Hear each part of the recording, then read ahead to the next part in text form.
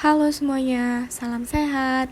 Video kali ini kami akan menjelaskan tentang proses fat splitting. Video ini dibuat guna menyelesaikan tugas teknologi oleokimia yang diberikan oleh dosen pengampu kami, Ibu Profesor Dr. Insinyur Renita Manurung MT. Kami merupakan mahasiswi dari Departemen Teknik Kimia, Fakultas Teknik Universitas Sumatera Utara. Saya bersama dua rekan saya di sini akan menjelaskan bagaimana proses terjadinya fat splitting. Rekan saya yang pertama bernama Putri Jana Tuniswa dengan NIM 190405040 dan rekan saya yang kedua bernama Siti Nur Arifah Marpaung dengan NIM 190405152 dan saya sendiri Fitra Amelia dengan NIM 190405166. Nah, sebenarnya apa sih yang dimaksudkan dengan fat splitting itu? Fat splitting menurut bahasa berarti pemecahan lemak, sedangkan secara definisi berarti proses pemecahan lemak atau minyak menjadi asam lemak, serta gliserin sebagai produk samping dengan menggunakan air atau proses hidrolisa dan atau menggunakan enzim. Adapun kegunaan dari proses pemecahan lemak ini ialah untuk menghasilkan asam lemak dan gliserin sebagai produk samping. Nah, berdasarkan pengertian tadi, maka dapat kita simpulkan bahwa proses fat splitting dapat dibagi menjadi dua macam, yaitu jenis hidrolisa dan enzimatik. Nah, pada kesempatan kali ini, kami hanya menjelaskan tentang proses hidrolisa, sedangkan proses enzimatiknya tidak kami jelaskan secara rinci. Nah, proses hidrolisa ini terbagi dari 3 proses. Yang pertama itu proses Twitchell. Proses Twitchell merupakan proses yang mula-mula dikembangkan pada pemisahan asam lemak. Proses ini menggunakan cara yang relatif sederhana, dikarenakan murah dan kemudahan dari instalasi dan operasinya. Yang kedua ialah proses autoclave batch. Proses ini merupakan metode komersial yang membutuhkan waktu yang cukup lama dalam pemisahan produk akhir. Asam lemak yang disediakan harus dalam jumlah banyak untuk menghasilkan zat Lick-Chlord. Proses ini lebih cepat dibandingkan dengan proses Twitchell. Butuh waktu selama 6-10 jam sampai selesai. Dan yang terakhir ialah proses continue. Proses continue dilakukan dengan menggunakan suhu dan tekanan yang tinggi. Suhu dan tekanan yang tinggi ini dimaksudkan untuk mempercepat waktu reaksi. Baik, di sini saya akan menjelaskan tentang blok diagram dari proses fat splitting. Tahap ini merupakan tahap reaksi antara minyak kelapa sawit dan air dengan menggunakan bantuan steam di dalam menara fat splitting. Reaksi hidrolisis ini menghasilkan produk gliserol dan asam lemak. Minyak kelapa sawit masuk pada bagian bawah menara pada suhu 80 derajat Celcius, sedangkan air proses masuk pada bagian atas menara dengan suhu 60 derajat Celcius. Di dalam reaktor, reaksi berlangsung pada suhu 255 derajat Celcius dengan tekanan 55 atmosfer dan waktu reaksi 2-3 jam. Kemudian steam diinjeksikan ke bagian atas, tengah, dan bawah kolom secara langsung agar minyak kelapa sawit dan air dapat bereaksi dengan sempurna. Penambahan steam ini juga dimaksudkan untuk menjaga kondisi agar operasi tetap pada suhu dan tekanan yang telah ditetapkan dan menjaga agar air tetap dalam fase liquid. Reaksi hidrolisis ini menghasilkan gliserol dan asam lemak. Gliserol yang terbentuk akan turun ke bagian bawah kolom sebagai fase air dengan konsentrasi 10-18%.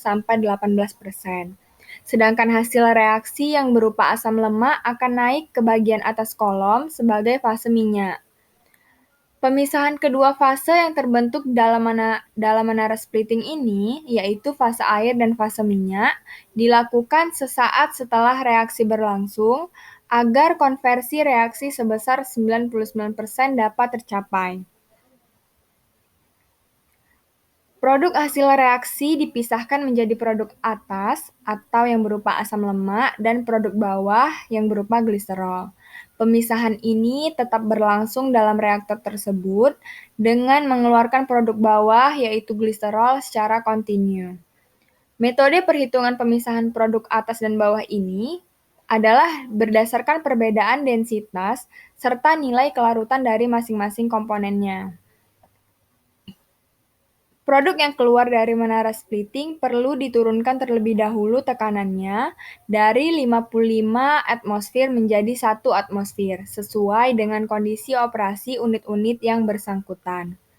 Penurunan tekanan ini terjadi dalam 2 buah flash tank, yaitu flash tank 1 untuk produk atas yang berupa fase minyak, dan flash tank 2 untuk produk bawah yang berupa fase air. Selain itu, flashing juga dimaksudkan agar diperoleh produk gliserol dengan kemurnian yang lebih tinggi. Hasil flashing dari produk atas menara splitting, yaitu asam lemak, ditampung ke dalam tangki penampung produk asam lemak. Selanjutnya dijual dengan bahan baku pada industri lain, seperti pabrik sabun. Sedangkan hasil flashing dari produk bawah menara splitting yang berupa gliserol dimasukkan ke dalam unit pemurnian.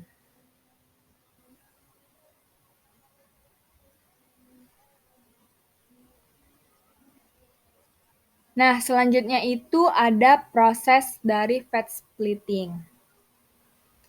Tahap pemurnian minyak dan lemak dengan proses fat splitting itu dapat dilakukan dengan dua proses, yaitu hidrolisis dan enzimatik.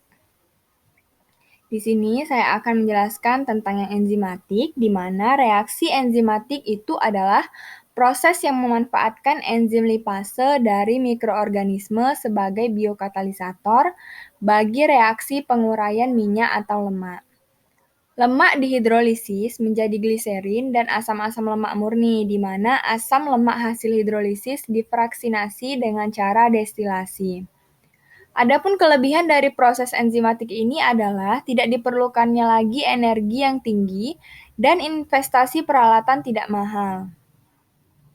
Sejauh ini, penggunaan enzim sebagai biokatalis dalam proses industri telah banyak dikomersilkan karena tidak diperlukan lagi energi yang tinggi, investasi peralatan tidak mahal, dan lebih aman terhadap lingkungan, dan juga produk yang dihasilkan lebih baik mutunya. Nah, untuk proses hidrolisis akan dijelaskan selanjutnya. Pada proses hidrolisa minyak atau fat splitting, air akan memecah gugus alkil dalam trigliserida minyak dan gliserol. Dengan berdasarkan persamaan reaksi, apabila trigliserida ditambah air, maka akan menghasilkan asam lemak ditambah dengan gliserol.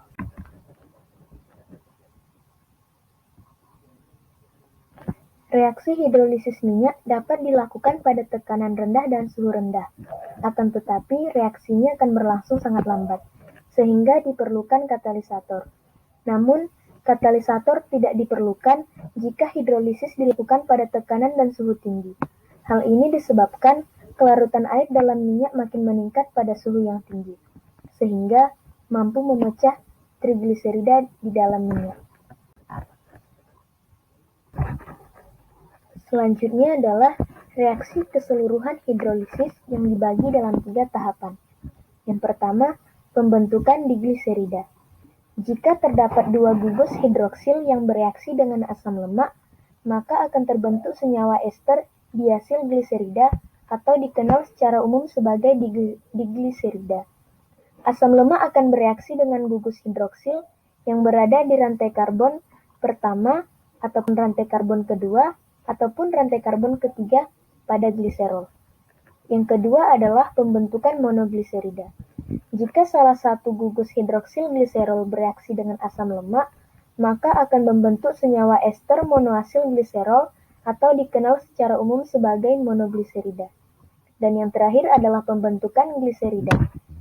Pembentukan gliserida adalah lemak sederhana dalam bentuk senyawa ester. Gliserida ini sendiri terbentuk dari reaksi kimia antara gliserol dengan asam lemak.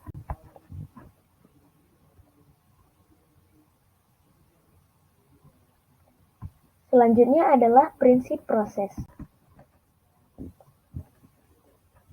Reaksi kimia pada kolom splitting tergantung pada sifat fisik dan kimia minyak dan fatty acid. Reaksi yang terjadi adalah reaksi hidrolisis atau splitting minyak. Minyak terdiri dari trigliserida dari fatty acid dengan beda panjang rantai karbonnya. Splitting minyak dengan air merupakan homogen, di mana kelarutan air dalam minyak lebih tinggi daripada kelarutan minyak dalam air. Jadi, hidrolisis efektif di bawah kondisi optimum yang homogen. Hidrolisa lemak atau minyak untuk menghasilkan asam lemak dan gliserol dilakukan dengan merasakan air bertekanan dengan minyak atau lemak pada menara splitting. Minyak dan air secara kontinu dialirkan ke splitting yang beroperasi pada suhu 250 derajat Celcius dan tekanan 50 atmosfer. Gliserol dapat larut dalam air, sedangkan asam lemak tidak dapat larut dalam air. Sehingga trigliserida terikat bersama asam lemak merupakan bagian atas dari produk di menara splitting, sedangkan gliserol dan air berada di bottom menara. Reaksi yang terjadi merupakan reaksi yang bersifat endotermis atau reaksi yang memerlukan panas. Adapun selanjutnya adalah produk gliserol yang masih mengandung sebagian besar air akan dilakukan pemisahan dengan cara penguapan menggunakan evaporator yang merupakan unit operasi, di mana gliserol dipisahkan dari komponen campurannya yaitu air. Hasil dari unit pemisahan ini diperkirakan menghasilkan produk gliserol sebesar 90,9%. Selanjutnya, dilakukan distilasi dan operasi fraksionisasi, dan kemudian asam lemak yang dihasilkan akan dibersihkan dan dipisahkan melalui penyulingan dan fraksinasi.